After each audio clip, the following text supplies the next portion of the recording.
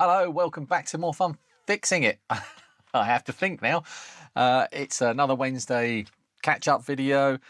I have so what I'm planning to do today is just a little bit of maintenance work. So sometimes when I finish these repairs, there are other bits and pieces that need doing. For example, this was the twin of this one. So these two were repaired in the last episode that you've seen. And this is the one with the... this is a C64C case, and this is a C64C keyboard. And this one is all finished. Tested the keyboard, and I noted that the spacebar needed a clean. So I've stripped that down and done that. It also needed a new case clip, which is now being glued in place there. And so that's done. And this one, once that's glue set tomorrow, this will be complete. This one, I thought I just needed to put back together because this is, actually, this wasn't in that last episode. I'm talking nonsense. There's another computer around here somewhere that was in that last episode. But this one is the twin of that one because this has obviously got its keyboard. You might have seen this in a previous triage episode, this is the one with the funky, weird thumbstick by Suncom. Apparently these are really rare. And this computer just had a faulty fuse. So that's fixed, and I just put it to one side, and it was still all in pieces. So today I put it all back together and then turned it on and tested the keyboard. And the whole keyboard, the keyboard all works really nicely. Feels good, actually. But the space bar is very intermittent, exactly the same as the other one. The other thing I wanted to test on this was this joystick, because I thought this would be fun to repair because, that's never going to carry on working after all this time. And yeah, watch this. So up, down, left, right, fire. It works absolutely perfectly. It's really, really good. So what I've got to do here with this one, oh, I didn't turn that off, is take it apart again, take the keyboard out and clean, well, I'm going to clean all of the contacts, but this will be basically me showing you how I clean a keyboard in a C64. This one is a little bit more awkward because it's in a C64C. So let's get it apart.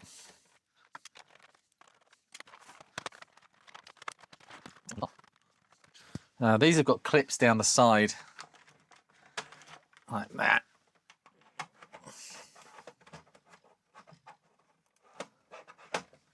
Always keep this handy.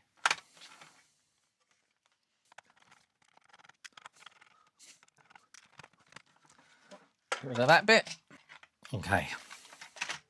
So there's no need to remove all of the keys unless you are fully restoring your keyboard and want to clean underneath all of the keys. There's absolutely no reason to take this apart completely. I'll give it a brush around just to get some of the detritus out of there, and then a blow with compressed air. But that's all that really needs. It's not too dirty. If it was really filthy, I would certainly give it a good proper clean. Well, I wouldn't. I'd make Paul do it. Now, first thing to do is to shift the shift lock button connectors out. This is a nice easy one where these two connector wires go through these lugs. Sometimes there are pins sticking up, and what they used to do is wrap the wire around those pins. It's really hard to get those back off again. These ones you just need to heat from one side, grab it from the other side, not with your fingers, with something that's a bit grippy like this, and pull. It's like a single-sided PCB, so it's really easy to shift these like that.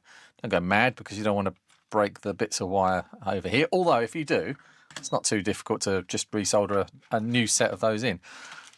Okay, the next thing is to get all of these little screws out. And some of them are underneath this tape that holds this in place.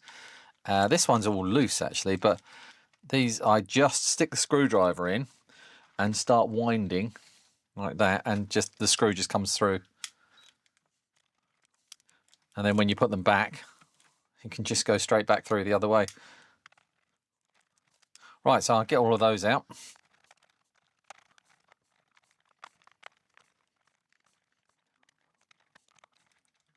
That's all of them out except for this one and this one. And I like to leave 2 in evenly spaced just to support it, so that any pressure from me, you know, going after all of the screws is alleviated and spread out. But now they're all out, it doesn't really make a difference. That should just lift out, and hopefully it's a gold one. So these are super easy. So they can either be gold contacts like this, or they can be carbon pads, and the carbon pads do wear out, and are a bit more tricky to clean because you can't be too aggressive. But this, you can go to town on this. So the spacebar contact is here, and it actually doesn't look very corroded at all. There is a little bit of something going on there. See if I can catch it in the light.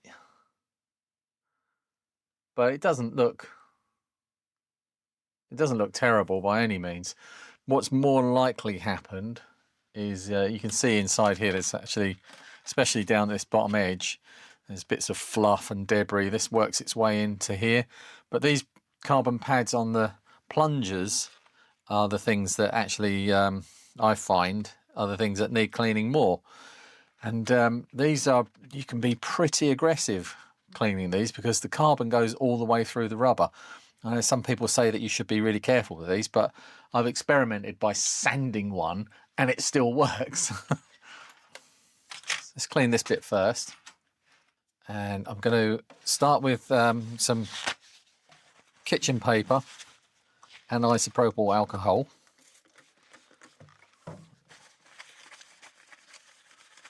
Just to clean all of the dirt that's generally around off of here. Especially concentrate on that spacebar contact. Everything else was working, so it doesn't really need anything more aggressive than that. If it was really corroded, I'd probably use a little magic sponge or something on it, or paper is just as good. And then as a final, well, there is actually still quite a bit. Yeah, I'm going to give it a go over with some contact cleaner as well. And I'm going to just make sure that the contacts are clean, because there are some that are showing a little bit of corrosion, not corrosion, but build-up.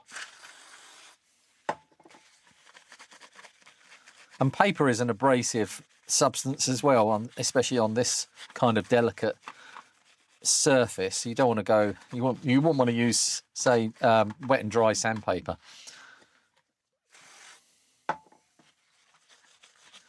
Or a fiberglass pen. Yeah, paper is plenty. That is absolutely spotless now. Pristine, like it came out of the factory. Not that side. And this side, normally I'll use a cotton bud, but I am going to go for magic eraser. And I've got a couple here because they tend to break up, and you have to be careful not to leave bits in there. So starting over this side, I'm just lifting each key and give them like 1, 2, 3, 1, 2, 3. On each one, not rubbing too hard. Just enough to take off anything that happens to be on there. And you can see that the carbon is coming away. So you don't want to be rubbing this too much. Although, like I said, the experiments that I've done, if you can rub as hard as you like and it won't make any difference. But don't hold me to that. Do your own experiments.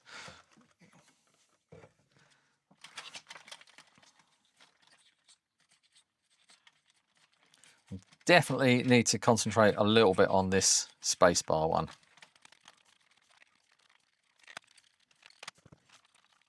I've never had a shift lock key go bad. Or if I've had one that's like completely destroyed, I've just replaced it. So, and that's not something I've ever been inside.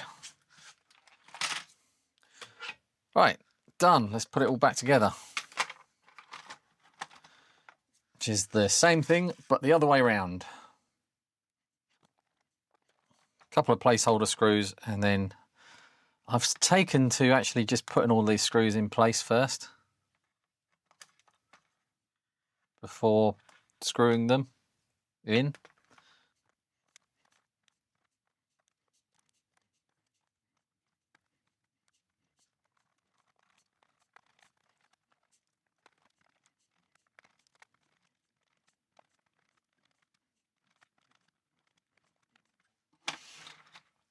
All right, the last thing to do before it goes back together is to get these back in, and you can either heat them up and then try and poke the wires in, which is actually the way I'm going to do it, or you can remove the solder from this side, because again it's only a single-sided PCB, so that should remove really easily. But you can get these into the holes with the solder still there. Grab your tweezers ready and use a hot iron to heat up one side and push them back through like that. Straighten that one out a little bit. There we go. Let's put it back in its case and see if that helped. I have people did tell me on this one that you can take these brackets off of this heat shield, but I've just put new thermal grease on here and just left it as is. I'm not sure how wise that is, but if somebody wants to remove it when they own this, then that's up to them.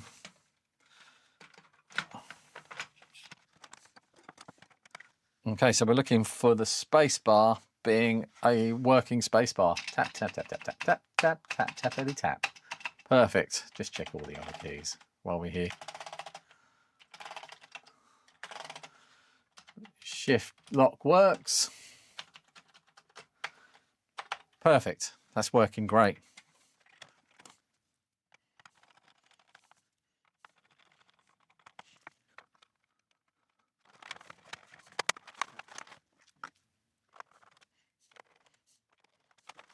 Done.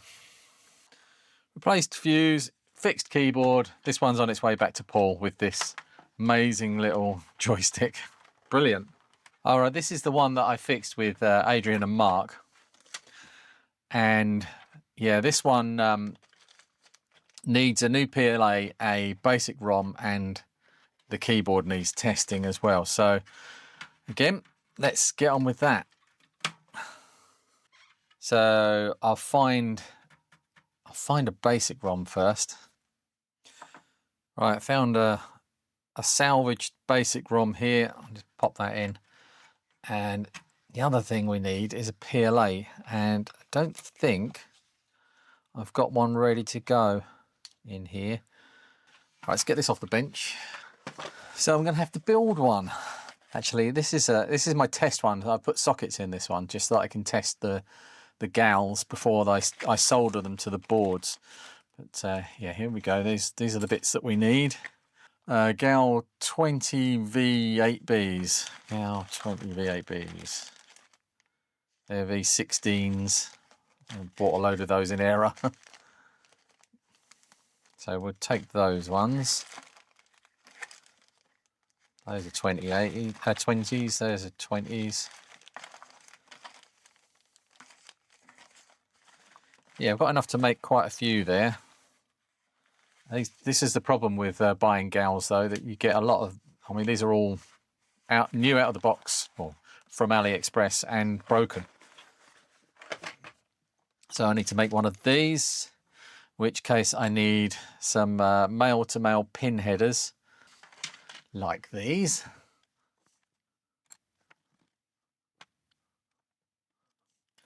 There you go. These breadboards make really good holders for these whilst you're soldering them in place.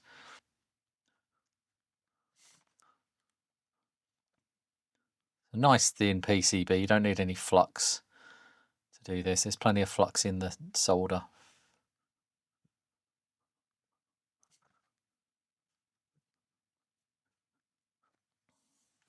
So I'm just going to use these ones out of here because they're obviously... Well, let's make sure this one's working first. And then I'll pop these out of here and put them and solder them direct to that other board.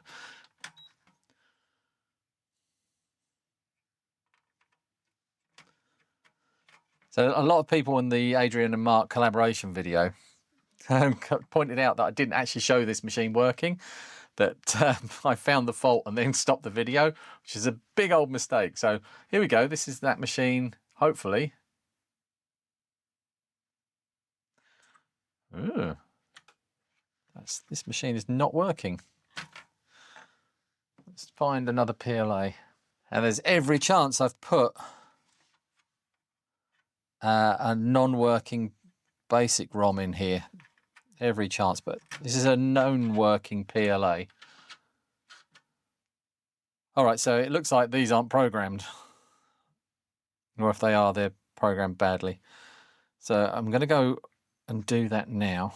All right, so I've got my trusty T4E8 Geku programmer.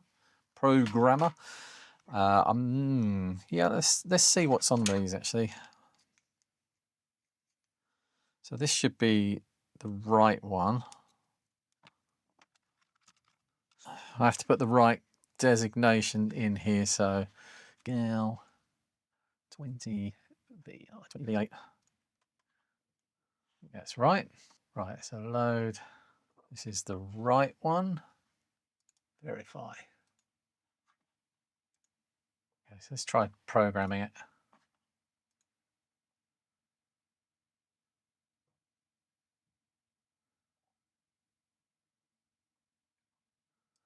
Okay, so now if I press verify, so that one's programmed. Let's try the other one. Should be the left one.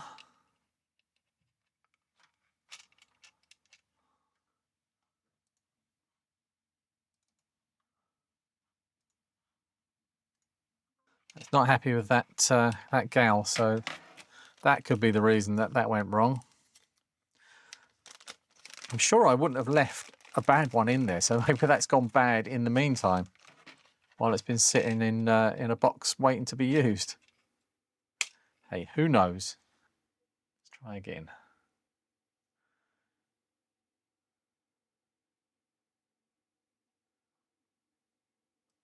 Okay, so that one's worked. I'm just gonna label these.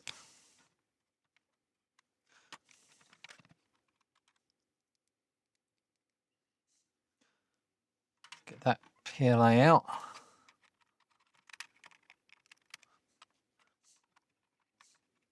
See if that works. Hey, right, so now I know I've got two good chips. I can take these out of here. Actually, let's get out of there first. And I can put them in here. This is why it's a really good idea to have this socketed test board, because the chips are really flaky sometimes.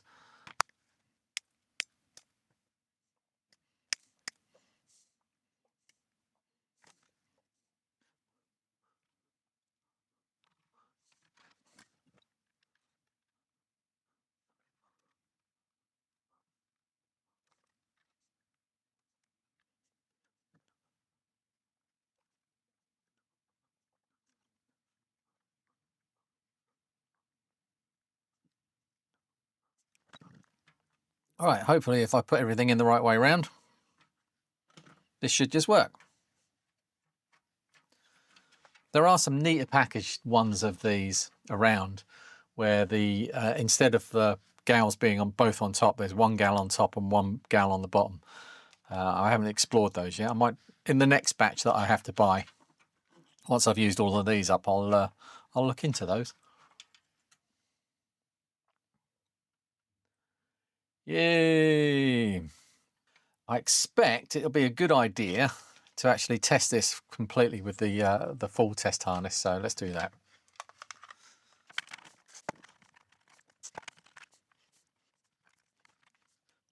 Diagnostics.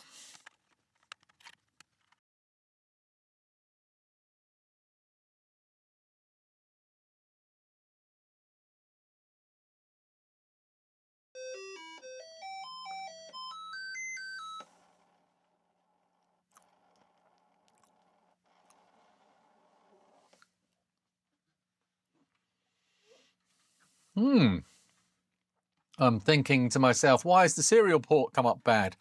That's because I didn't put the serial dongle in. Because I'm a dongle.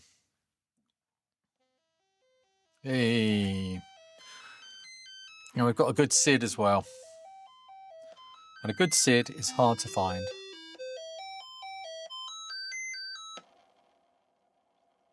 All the times counting up on the CIAs is good. Very happy with this one. And because this one had the big collaboration thing with Adrian and Mark, which was great fun, and thank you to both of them for joining in on that episode, because it's difficult to do that sort of thing when you make YouTube videos as much as Mark and Adrian and I do. There's not a lot of time to organise people in that kind of way. We certainly couldn't do it regularly. It is kind of a one-off thing. I'm always happy to help them out. The offer for both of them is there, and they know that. But I will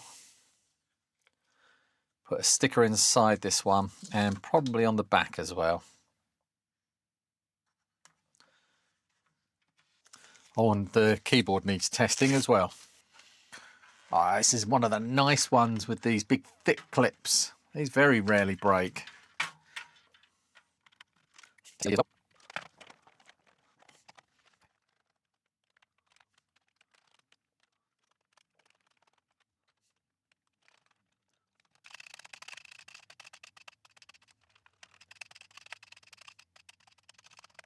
Okay, if you can't press the key at the space bar on the sides and it works, then it's not working. I mean, I can get it to activate most of the time in the middle, but it's not activating on the sides, so it needs to come apart and be cleaned, and that's a pain.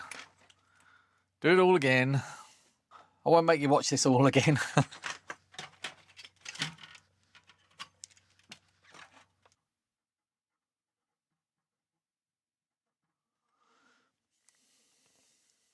With thanks to Adrian's Digital Basement and the Retro Channel Mark, who helped me a bit.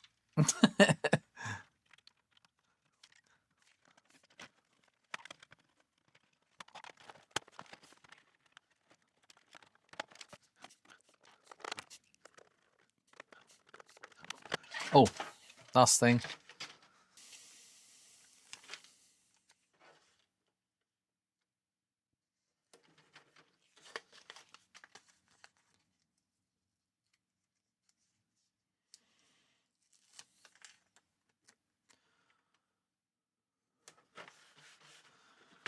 Beautiful. Yeah, once this is finished gluing, I can put these back together. I've got, I don't know, 1, 2, 3, 4, 5, 6, 7, 8, 9, 10, 11, 12, 13, 14 C64s and ZX Spectrums ready to go back to Paul. And he's got more for me to pick up. It never ends, which is great. Well, I hope it never ends. Paul, never retire. Thank you, everybody, for watching. I'll see you in the next one. I think we're done, aren't we? You don't want to see me sweeping up.